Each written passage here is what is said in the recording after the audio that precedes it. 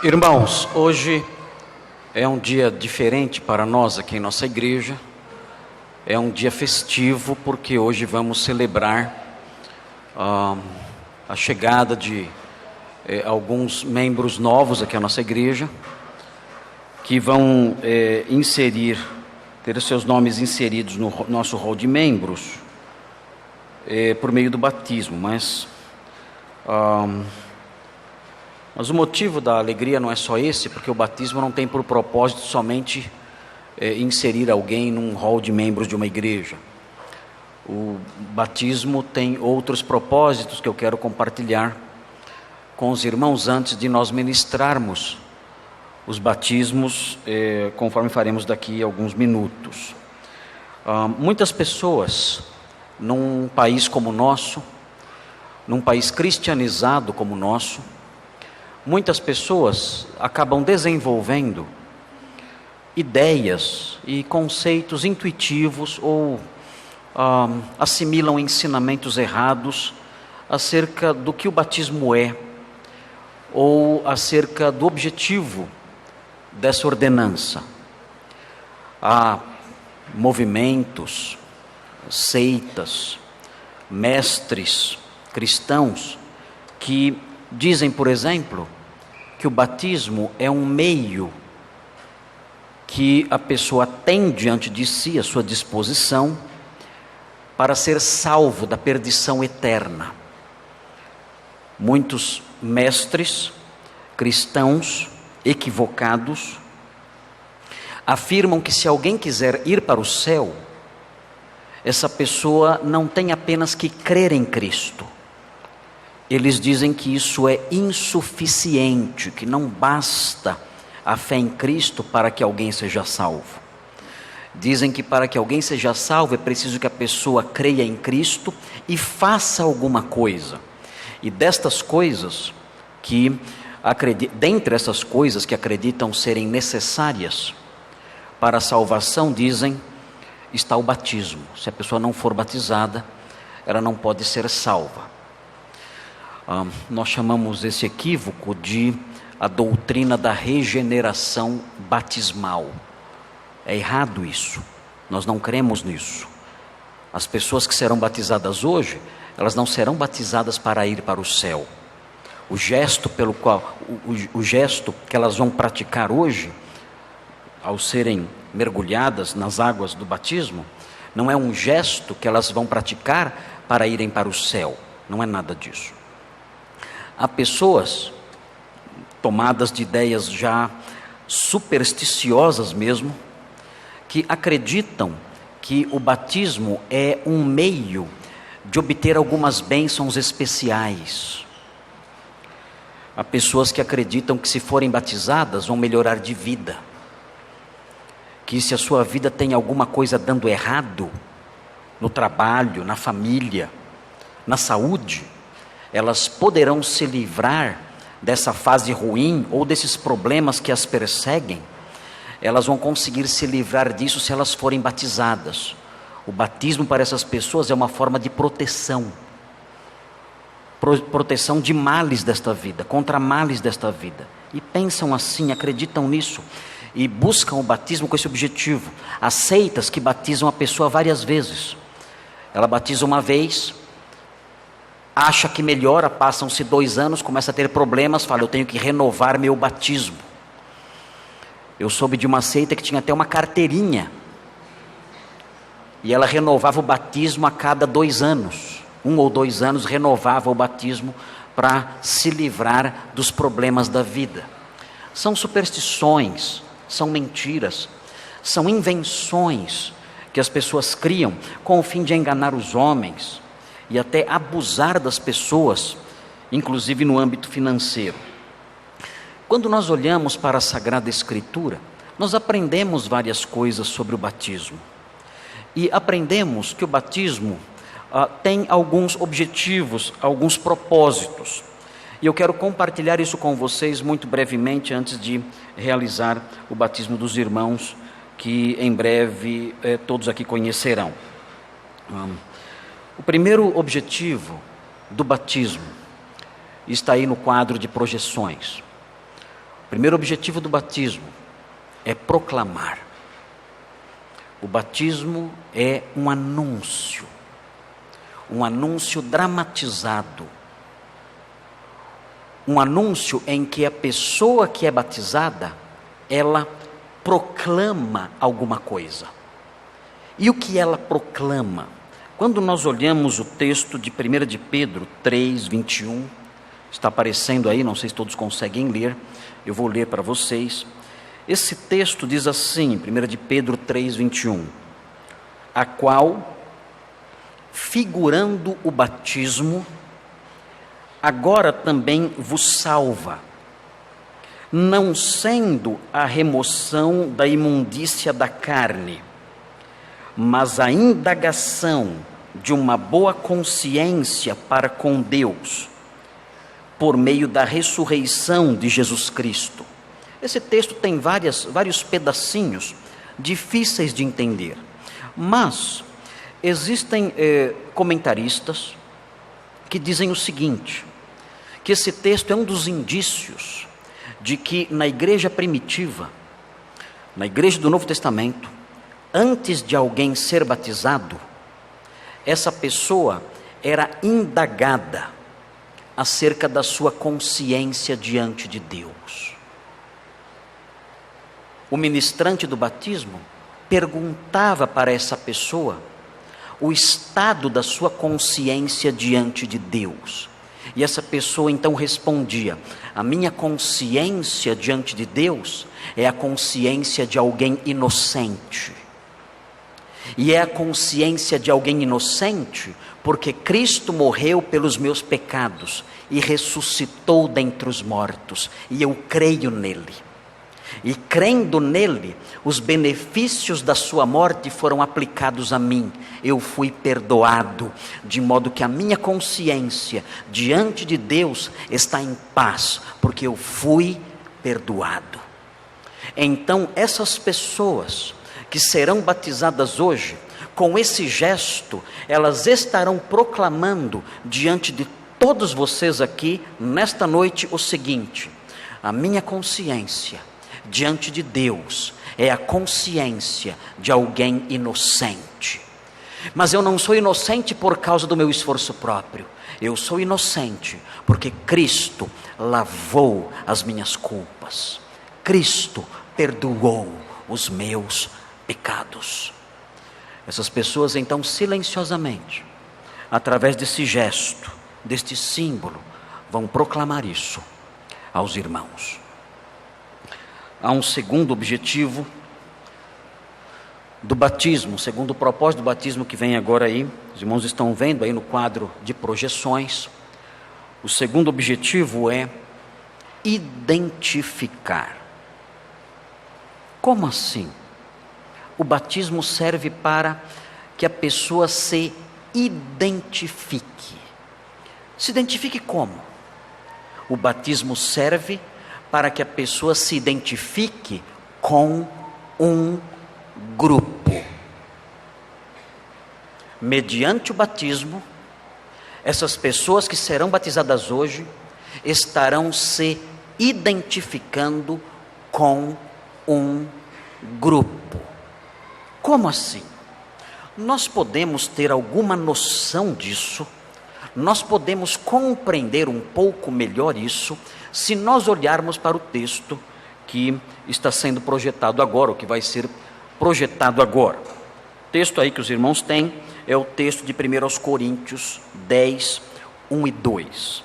E diz assim: ora, irmãos, não quero que ignoreis que nossos pais estiveram todos sob a nuvem, e todos passaram pelo mar, tendo sido batizados assim na nuvem como no mar, com respeito a Moisés. O que o apóstolo Paulo está dizendo aqui? O apóstolo Paulo está se referindo a eventos do Êxodo.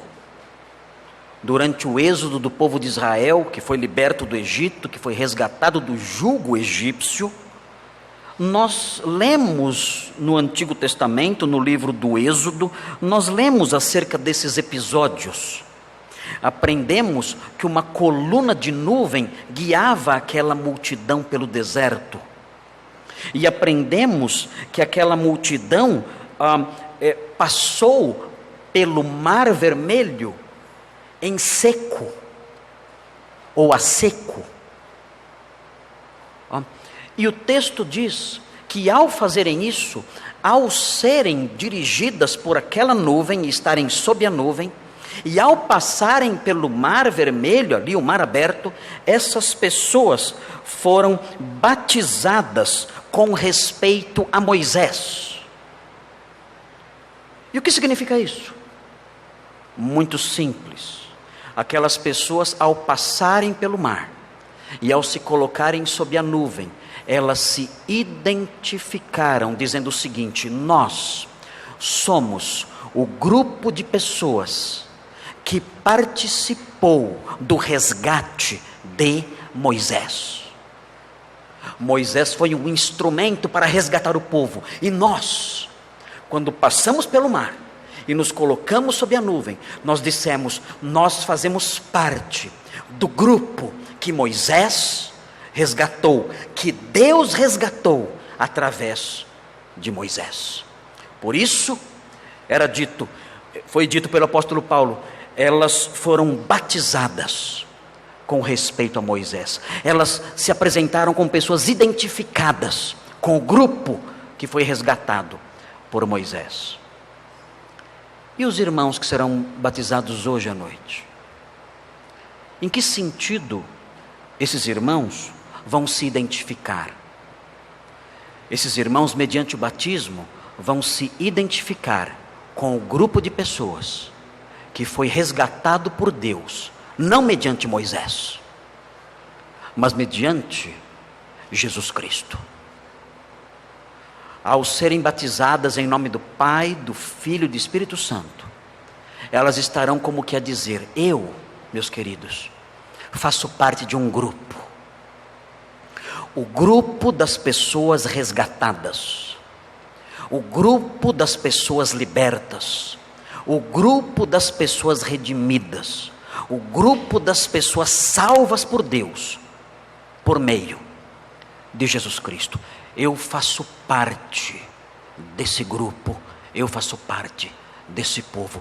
Você quer saber a minha identidade? Você quer saber quem eu sou? Eu sou o homem, eu sou a mulher, eu sou o jovem, eu sou a jovem que foi resgatado por Deus mediante Jesus. O batismo é uma identificação. O homem batizado se identifica com o grupo dos salvos, faz parte e diz isso: eu faço parte desse grupo. Há um terceiro propósito do batismo.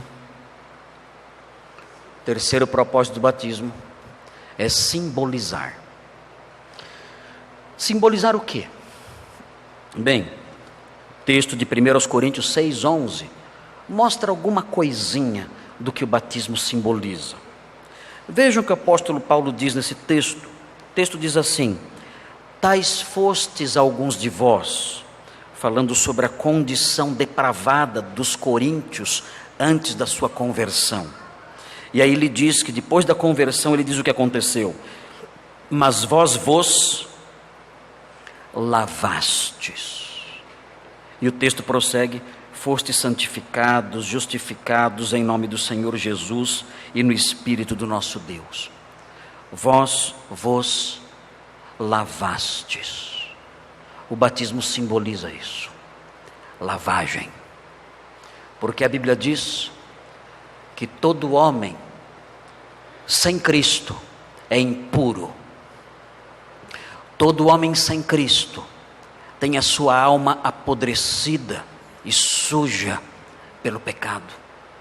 O coração, o íntimo, o espírito, a alma do homem sem Cristo é suja.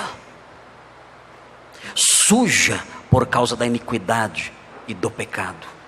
Mas quando alguém recebe Cristo como seu Salvador, O sangue de Jesus Cristo, seu Filho, purifica essa pessoa de todo o pecado. Ela é lavada por esse sangue, ela é purificada pela fé no Filho de Deus. E o batismo simboliza isso. É por isso que o batismo acontece com a água. É um símbolo da lavagem, é um símbolo de um banho. É claro que é só um símbolo, é claro que o pecado não fica na água, é claro, é óbvio isso. Mas o batismo simboliza isso. Os irmãos que serão batizados estarão dizendo: olha, os meus pecados, eu que era impuro, eu fui lavado, eu fui purificado, eu criei no Salvador, que morreu pelos meus pecados, e quando eu criei, Ele me lavou, e agora eu sou mais alvo do que a neve, porque Ele purificou a minha vida, a minha alma, o meu coração.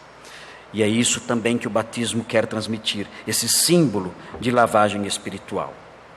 E, finalmente, o batismo tem por propósito dramatizar. Os irmãos verão aqui à frente hoje uma dramatização. Como assim?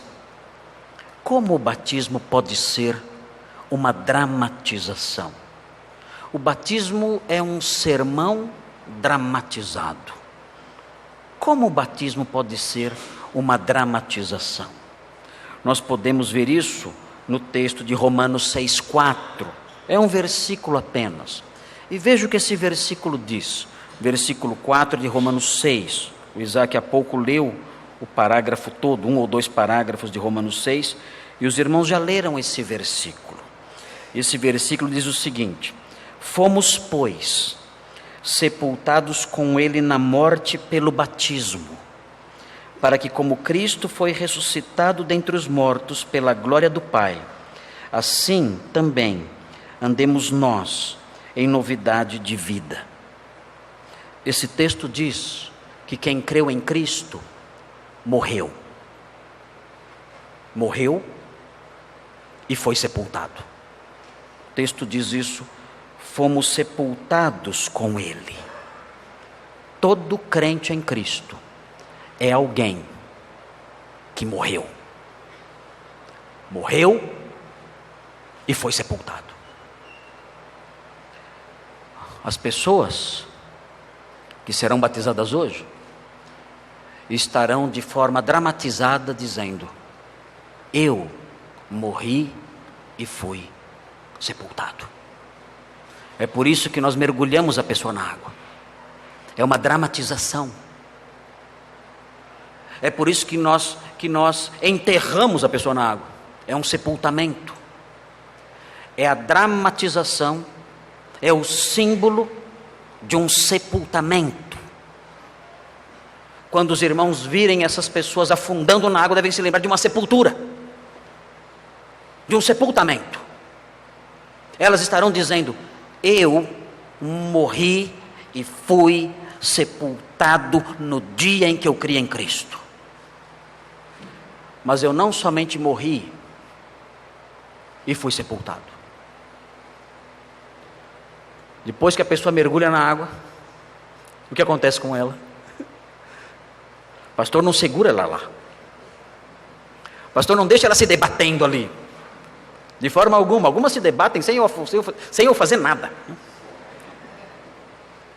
Mas seja como for, não importa a reação de quem quer que seja, o fato é que o batismo, conforme nós o realizamos, não deixa a pessoa ali. E nem pode deixar, porque a dramatização prossegue. O texto diz que, como Cristo ressuscitou dentre os mortos pela glória do Pai, assim também nós andamos em novidade de vida. A pessoa se levanta, ela ressuscita para uma nova vida. E o batismo dramatiza essa realidade extraordinária e linda.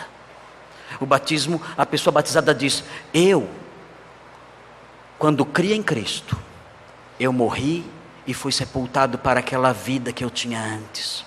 Uma vida longe de Deus, uma vida vazia, uma vida cheia de vaidades, uma vida de incredulidade, uma vida de pecados, uma vida de sujidades, uma vida longe do Senhor, sem esperança, uma vida de escuridão e de medo, uma vida oca e fria.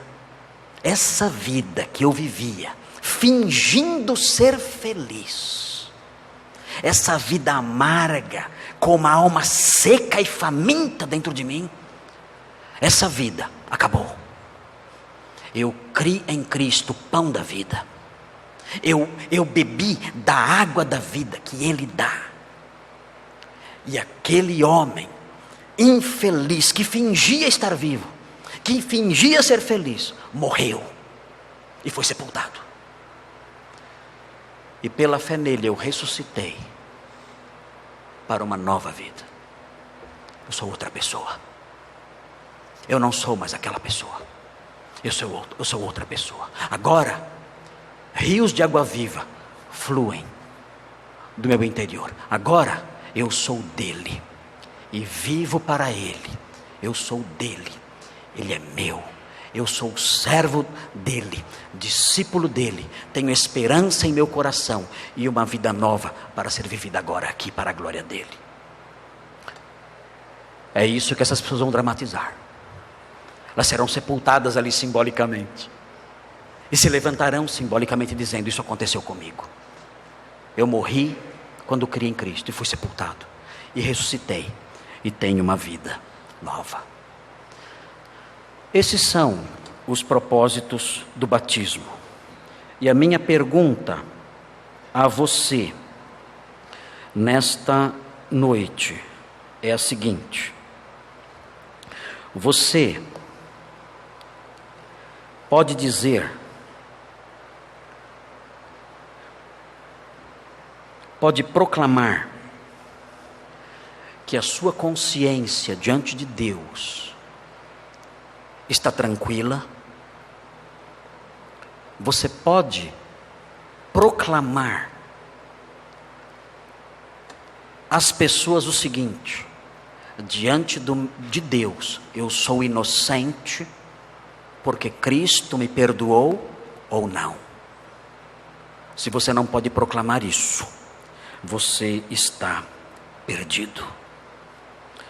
Você pode se identificar com o povo redimido? Você pode dizer: eu faço parte do povo que Cristo resgatou. Eu me identifico com esse povo e sou parte desse povo. Você pode dizer isso? Se você não pode dizer isso, você está perdido. E se continuar assim, estará perdido para sempre. Você pode dizer que foi lavado, que o pecado que havia em você, o pecado que o tornava culpado e sujo diante de Deus, você pode dizer: o meu pecado foi lavado, eu fui purificado. Você pode dizer isso? Se você não pode dizer isso, se você nunca recebeu o Salvador, se você nunca creu nele, se a morte dele não foi aplicada a você pela fé, e você permanece sem ter sido lavado por ele, você está perdido. E se continuar assim, estará perdido irremediavelmente para sempre. Você pode dizer que você morreu e ressuscitou? Você pode dizer isso? Eu morri, fui sepultado e ressuscitei. As pessoas que me conheceram no passado não me reconhecem mais. Eu sou uma nova criatura, eu sou outra pessoa. O Senhor me deu vida e me transformou. Você pode dizer isso? Se você não pode dizer isso, você está perdido. E se permanecer assim, estará perdido para sempre. Hoje, neste culto, nos poucos minutos que temos pela frente, aproxime-se do Senhor e diga a Ele: Senhor, perdoa-me. Senhor, eu quero proclamar que tenha uma consciência pura diante do Senhor. Eu quero me identificar com o povo redimido, fazer parte desse povo. Eu quero ser lavado pelo seu sangue. Eu quero morrer para a velha vida e ressuscitar para a nova vida que só o Senhor pode dar. Perdoa-me, salva-me, lava-me, purifica-me. Socorro, meu Deus, vem me salvar. O Senhor ouvirá a sua súplica e você poderá participar dessas coisas. E quem sabe, eu não tenho o privilégio de batizar você na próxima oportunidade. Vamos orar. Senhor Deus, obrigado por essas palavras que vêm das Escrituras e que nos ensinam essas coisas. Nós sabemos que o batismo não salva, sabemos que ele não produz nenhum efeito mágico, sabemos disso, mas sabemos também da sua importância como um gesto simbólico e o que ele proclama, o que ele significa. E te louvamos porque as pessoas que serão batizadas hoje participaram da realidade que o batismo simboliza. E por isso, ó Deus, nós agradecemos ao Senhor pela sua salvação que alcançou essas pessoas. Queremos juntos pedir por todos aqui, que o Senhor visite a cada um, que o seu Espírito trabalhe no coração de cada pessoa, mostrando a condição espiritual de cada um e fazendo com que todos aqui nesta noite conheçam a redenção que há em Cristo e sejam lavados, purificados, perdoados, se identifiquem com o seu povo redimido e possam proclamar que o Senhor os transformou e lhes deu uma vida nova. Nós pedimos essas bênçãos em nome de Jesus. Amém. Irmãos, nós vamos cantar agora 2 hinos. Isaac, vem à frente. Enquanto estivermos cantando esses 2 hinos, os irmãos que serão batizados podem sair por essa porta. As crianças podem sentar aqui na frente, tem bastante lugar aqui, podem estar aqui na frente. Crianças. Os que serão batizados podem sair por essa porta, se dirigir lá às salas que foram preparadas para vocês. E as crianças podem sentar nos primeiros bancos. Pode sentar no chão se quiser também, não tem problema, pode sentar.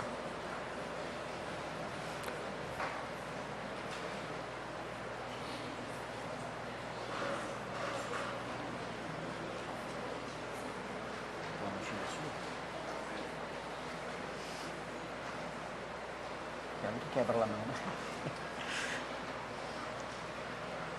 Tem lugar aqui também desse lado, ali ao lado do Luiz Bosch tem lugar também.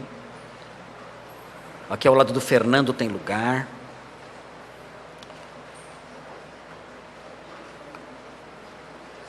Isso.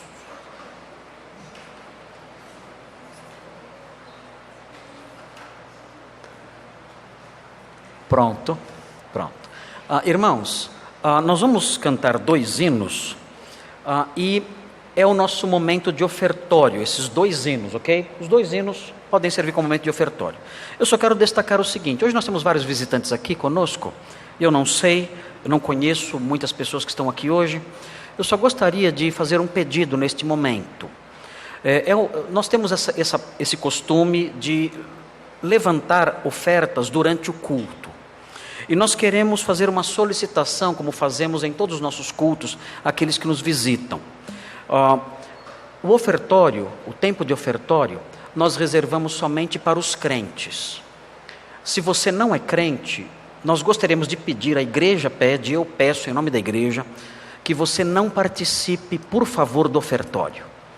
Você talvez se sinta, com o que eu falei agora, você pode interpretar mal, dizendo: será que o pastor pensa que quem não é crente o dinheiro é sujo? Não, eu sei que não é sujo o dinheiro. Eu sei que o dinheiro de pessoas não crentes é resultado do trabalho.